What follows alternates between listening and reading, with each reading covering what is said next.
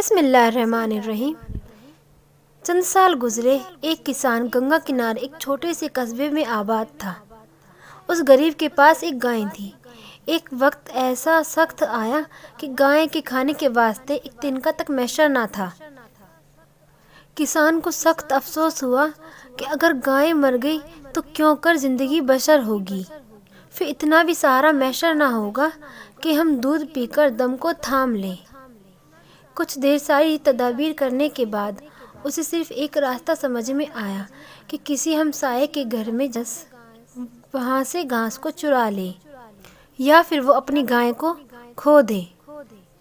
وہ رات کے وقت ایک ہمسائے کے گھر میں گیا اور اس کی گریم میں سے چارہ چرانا شروع کیا۔ جب وہ یہ ناجائز کام کر رہا تھا تو اس کی زبان سے خود نکلا کہ ایمان بڑی چیز ہے اس دنیا میں، پر افسوس کیا کیجیے جب جان کی جوکھیں سہی نہ جائیں۔ اب گائے کو رکھتا ہوں تو ایمان ہے جاتا، ایمان کو رکھتا ہوں تو گائے ہے جاتی۔ اس نے پھر تأمل کیا، جہاں سے چارہ چرایا تھا اس نے واپس چارہ وہیں پر رکھ دیا اور آگے بڑھنے لگا۔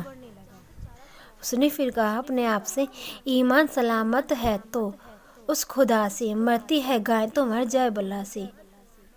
بھوکی گائے کو یاد کر کے اس کا جی بھر آیا اور سوچنے لگا کہ ہائے کیوں کر بچاؤں جان گائے کی، اس کو مر جانے دوں تو بچوں کو کیا کھلاؤں۔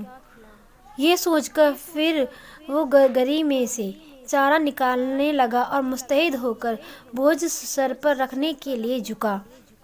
جس وقت وہ جھکا، ایک آواز کان میں آئی، او نادان نہ کر، چارے پر ایمان کو قربان نہ کر۔ غریب کسان کو معلوم نہ تھا کہ وہ آواز کس کی ہے، مگر جو ہدایت اس غنی آواز میں تھی وہ آواز اس کسان کے دل پر گر کر گئی۔ حیا کی خصلت جو انسان کو ہر برے فعل سے بچاتی ہے اس کی طبیعت میں بھی تازہ ہو گئی۔ وہ چوری سے باز رہا اور اپنے آپ کو ملامت کرتا ہوا گھر کی طرف نکل پڑا۔ دوسرے دن وہ حیرت زدہ رہ گیا۔ وہی ہمسایہ اس کے گھر کے پاس چارے کا گٹھر لے کر کھڑا ہے۔ پہلا لفظ جو اس نے کہا یہ تھا، چوری میں کیا دھرا ہے، ایمان ہے تو سب کچھ، نہیں کہ اب نہ کرنا اے یا فکر اب کچھ۔ وہ بھی عجیب وقت تھا۔ غریب کسان کو معلوم ہو گیا کہ رات کے وقت جو آواز آئی تھی اور جو کارروائی میں نے کی تھی اس کارروائی سے میرا ہمسایہ ضرور واقف ہے۔ وہ دونوں خاموش تھے، مگر شرمندگی اور خوشی کی بھری نگاہوں سے نیک ہمسائے کا شکر ادا کر رہا تھا۔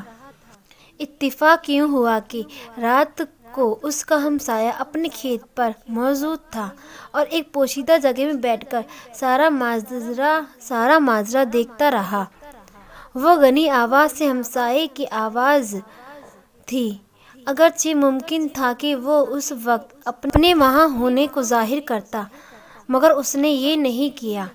اس نے مناسب سمجھا کہ اپنے غریب اور مایوس ہمسائے کو یکایک خوش کر کے اس کو خوشی دی جائے۔